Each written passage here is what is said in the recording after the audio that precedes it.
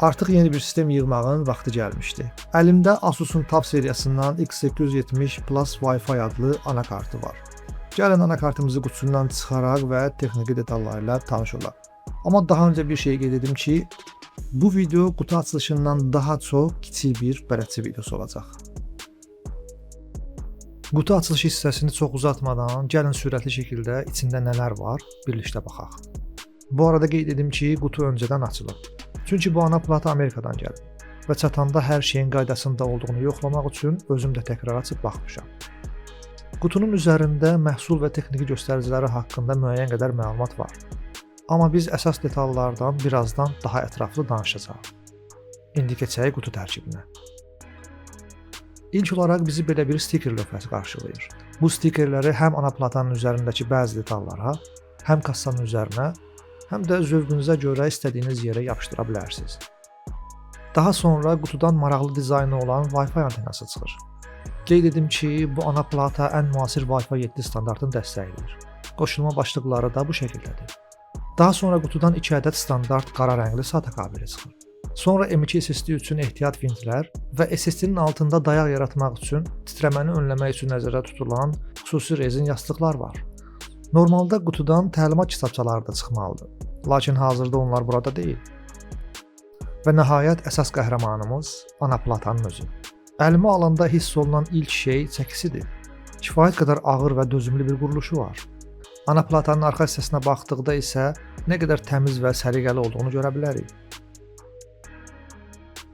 Burada isə bizi bol-bol USB portları, xüsusən də yüksək sürətli USB 4 çıxışları və digər bağlantı nöqtələri qarşılayır. Qutu tərkibi və ana platanın ümumi görünüşü belədir. İndi isə keçək əsas texniki detallara. Bu video daha çox bələdçi xarakter daşıyır.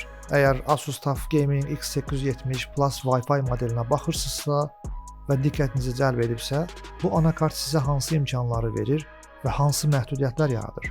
Bunu əvvəlcədən aydın şəkildə biləsiniz deyə hazırlamışam. Burada məqsəd sadəcə xüsusiyyətləri sadalamaq deyil. Real istifadədə nə işə yarayır, harada üstünlük verir, harada kompromis tələb edir, bunları qısa və konkret şəkildə izah etməkdir. Asus'un TUF seriyası əsasən davamlılıq və stabil işləmə üzərində fokuslanır. Burada məqsəd maksimum performansdan çox uzun müddətli və stabil iş rejimidir. Yəni bu tip anakartlar adətən həm gündəlik istifadə, həm də ağır yük altında problemsiz işləmək üçün hazırlanır. Kameranı prosesor ətrafına yaxınlaşdırsaq, VRM hissəsini görürük. Yəni voltaj regulyator modulu. Ayrıca bir qeyd kimi deyim ki, VRM prosesor üçün enerji moduludur. CPU-ya düzgün və sabit gərginlik verir. MOSFET-lər VRM içindəki açıb bağlanan tranzistorlardır. İnduktorlar enerji axınını sabitləşdirən hissələrdir. Kondensatorlar isə gərginliyi dalğalanmasını yumşaldır. Yəni VRM sadəcə bir çip deyil. Bu bütün hissələr birlikdə VRM-i təşkil edir. MOSFET-lər, induktorlar və kondensatorlar prosesora gedən enerjini sabit və təmiz saxlayır. Bu modeldə 16+2+1 fazalı güc dizaynı istifadə olunur. Hər fazada yüksək cərəyan ötürmə qabiliyyəti olan MOSFET-lər var. Bu strukturun məqsədi prosesora verilən enerjini daha sabit paylamaqdır. Üstündə yerləşən iri radiatorlar sadəcə dekorativ deyil, VRM temperaturunu aşağı səviyyədə saxlamaq üçün nəzərdə tutulub. Bu xüsusilə uzunmüddətli render, oyun və ya stres testləri zamanı vacibdir. Kondensatorlara gəldikdə isə burada istifadə olunan komponentlər daha uzun ömürlü və geniş temperatur aralığında işləyə bilən sənaye standartlarına yaxındır. Bu anakart AM5 platformasına əsaslanır, yəni AM5 soketini dəstəkləyir və AMD Ryzen 7000 seriyası, AMD Ryzen 8000 seriyası və yeni AMD Ryzen 9000 seriyası prosesorlarını dəstəkləyir. RAM-lara gəlsək, burada 4 ədəd DDR5 slotu var. Maksimum 192 GB, yəni 4x48 GB RAM dəstəyi mövcuddur. Tezlik tərəfdə 8000 MHz və üzəri mümkündür. Amma real istifadə ssenarilərində stabil işləyən tezlik RAM və prosesordan asılı olacaq. Asus'un IMP3 texnologiyası maraqlı detaldır. Expo, XMP profili olmayan RAM-larda belə sistem avtomatik olaraq optimal işləyir. Sistem avtomatik olaraq optimal tezlik və gecikmə parametrlərini seçə bilir.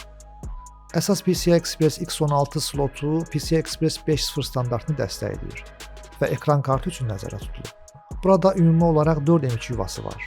M2.1 və M2.2 birbaşa CPU xəttinə qoşulur. Digər M2 slotları isə chipset üzərində işləyir.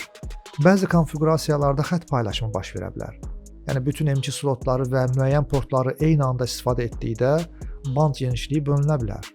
Amma bu modeldə PCI Express X16 slotu və əsas M2 slotu adətən bir-birindən müstəqil işləyir.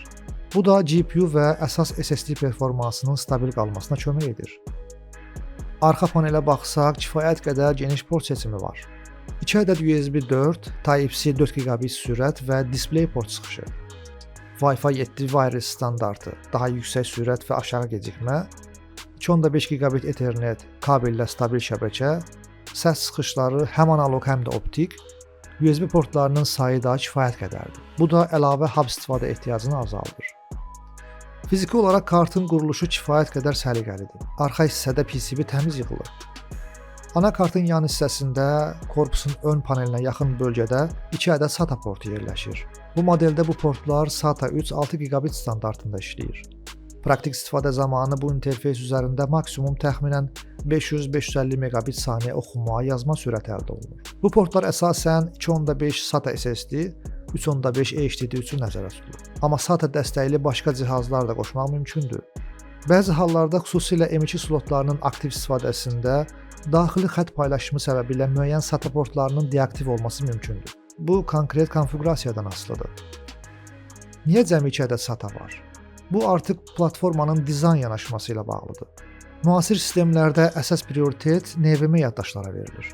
NVMe disklər SATA ilə müqayisədə bir neçə dəfə daha yüksək sürət təqdim edir. Anakart üzərində xəttlərin sayı məhduddur və istehsalçı bu resursları daha çox yüksək sürətli M2 slotlarına yönəldir. Nəticədə SATA portları minimum səviyyədə saxlanılır, daha çox əlavə ikincil yaddaş üçün nəzərdə tutulur.